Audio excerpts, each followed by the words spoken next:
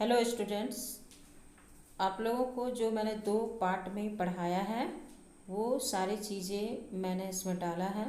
आपको इसको लिखना है और इसको याद करना है। यही आपके एग्ज़ाम्स में आएंगे ऑब्जेक्टिव क्वेश्चन में। इसलिए इन सारे पॉइंट्स को आपको समझना है, याद करना है और अपने कॉपी पे नोट्स बनाना है। इसी के आधार पर आपके एग्ज़ाम्स में ऑब्जेक्टिव क्वेश्चन आंसर पूछे जाएंगे। जैसे कि आपका देख रहे हैं मानव पूंजी परिभाषा, मानव के बारे में पढ़ना है। मानव पूंजी क्या है नहीं है वो सारी चीज़ें हम आपको समझा चुके हैं और इसको लिखना है और पढ़ना है और इसको समझना है। यही आपके क्वेश्चंस आएंगे एग्जाम्स में। अर्थशास्त्र में राजधानी संपत्ति एक व्यापार वस्तुओं सेवाएं बेचता है का उत्पादन करने की जरूरत है। ये सारी चीज़ें लिखे हुए। सकल राष्ट्रीय उत्पाद, सकल राष्ट्रीय उत्पाद किसको कहते हैं? देश के निवासियों द्वारा देश में या विदेश में एक वर्ष में किए गए अंतिम रूप से उत्पादित कुल वस्तु एवं सेवाओं के मौद्रिक मूल्य को सकल राष्ट्रीय उत्पाद जीएनपी कहा जाता है।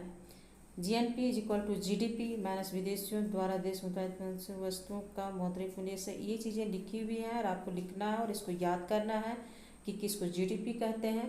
हरित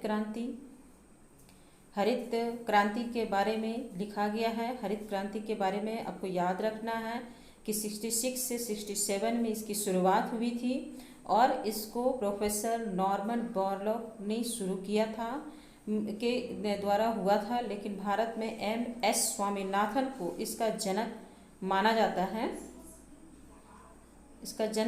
जाता है। आपको देखिए जनसंख्या गुणवत्ता के बारे में आपको पढ़ना है। जनसंख्या की गुणवत्ता यदि अच्छी होती है तो उस देश का उत्पादकता शक्ति अधिक होती है, क्योंकि उत्पादन का जो सबसे इम्पॉर्टेंट संसाधन है वो श्रम है। श्रम यानी कि लोग मतलब जनसंख्या की गुणवत्ता जितनी अच्छी होगी उस देश का विकास उतना ही अधिक होगा।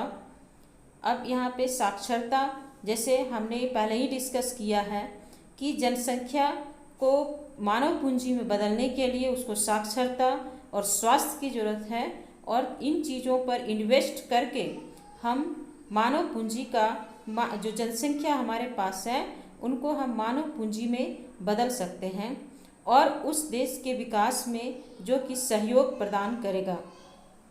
इसके बाद साक्षरता क्या है का अर्थ है साक्षर होना, अर्थात पढ़ने और लिखने की क्षमता से संपन्न होना। अलग अलग देशों में साक्षरता के अलग अलग मानक हैं। भारत में राष्ट्रीय साक्षरता मिशन के अनुसार अगर कोई व्यक्ति अपना नाम लिखने और पढ़ने की योग्यता हासिल कर लेता है तो उसे साक्षर माना जाता है। इसको आपको याद करना है और यही सारे आपके पॉइंट्स एग्जाम में आएंगे। इसमें है कि साक्षरता को बढ़ाने के लिए सर्व शिक्षा अभियान एक योजना शुरू की गई है सरकार के द्वारा। प्राथमिक शिक्षा, सार्वभौमिक लक्ष्य, सेतु पाठ्यक्रम, स्कूल लोटो शिविर, दोपहर की भोजन योजना कार्यान्वित की जा रही है, जिससे कि लोगों को ज़्यादा से ज़्यादा शिक्षित किया जा सके, क्योंकि जितने भी हमारे देश में लोग शिक्षित होंगे उतना ही हमारे देश की जनसंख्या की गुणवत्ता अधिक होगी और हमारा देश उतना ही विकास करेगा। जीवन प्रत्याशा, जैसे कि हम लोगों ने ये भी डिस्कस किया है कि जनसंख्या की गुणवत्ता बढ़ाने में साक्षरता के साथ साथ आपके स्वस्थ होना भी जरूरी है। उस देश के बच्चे स्वस्थ होनी चाहिए। जीवन प्रत्याशा का मतलब होता है जीवन में एक आदमी कितने वर्षों तक औसतन जीता है, उसको हम लोग जीवन प्रत्याशा कहते हैं।